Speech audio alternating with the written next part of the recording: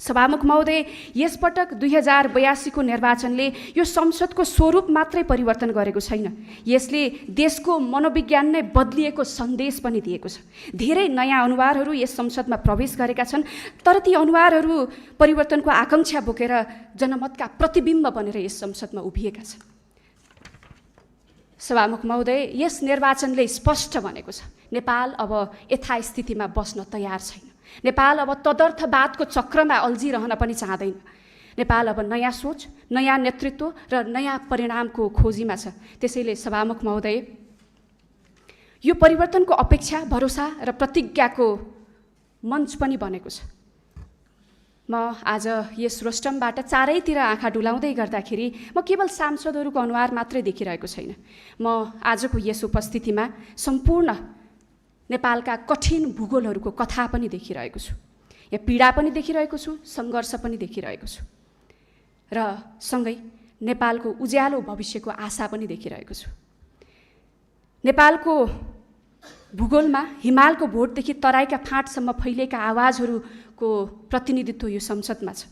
नेपाल र नेपालीको दुःख जति छ, सँगसँगै आजको यस संसदमा सम्भावनाहरू पनि छन्। त्यसकारणले दुःख र सम्भावना आज सँगसँगै यात्रा गरिरहेको पनि मैले अनुभूत गरिरहेको छु। सभामुख महोदय, आज यस संसदमा उभिरहनुभएका हाम्रा मान्य सांसदज्यूहरू पदभन्दा पनि बढी प्रतिज्ञा लिएर आउनुभएको छ। त्यसै कारणले गर्दाखेरि सम्मान्य सभामुख महोदय, यसपटकको संसद पक्ष र विपक्षको सीमाभन्दा माथि उठ्नै पर्छ। यो संसद जनताको मुद्दामा केन्द्रित हुनैपर्छ, समाधान उन्मुख र स्पष्ट रूपमा परिणाममुखी बन्नै पर्छ।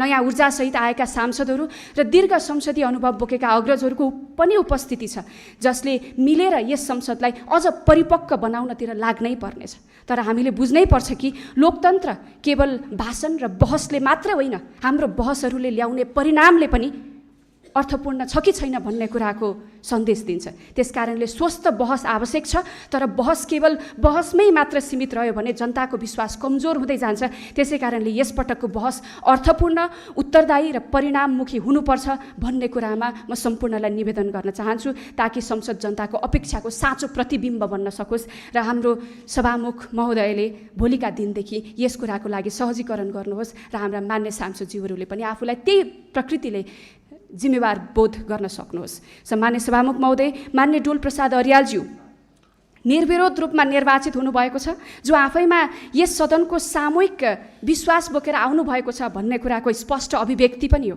त्यसकारणले यो केवल निर्वाचनको परिणाम मात्रै होइन, यो सदनले तपाईँमाथि राखेको भरोसा पनि हो भन्ने कुरा म यहाँलाई स्मरण गराउन चाहन्छु सम्मान्य सभामुख महोदय मार्फत।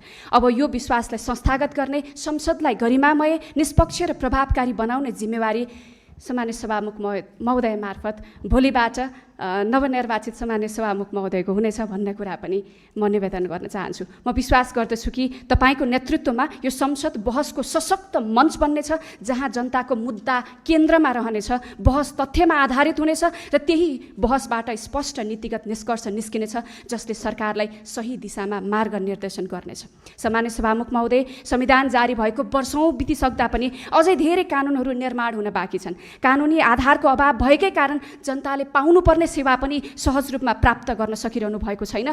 यो केवल प्रशासनिक विषय मात्रै होइन, योभन्दा अगाडि विगतका दिनहरूमा संसदमा भएका गतिविधिहरूका बारेमा जनताले कति भरोसा गर्नुभयो, कति भरोसा गर्नु भएन भन्ने जनताको विषय हो, तर त्यसमा आत्मसमीक्षा गर्नुपर्ने विषय पनि टटकारो रूपमा उपस्थित भएको छ। त्यसकारणले जति समय गएको दिनहरूमा यस संसदबाट काम भए, कानुन निर्माणमा काम भए, त्योभन्दा धेरै गुणा बढी अबको संसदले गएको 10 वर्षमा नभएका कामहरू पुरा गर्नुपर्ने ठुलो अपेक्षा बोकेर आएको छ।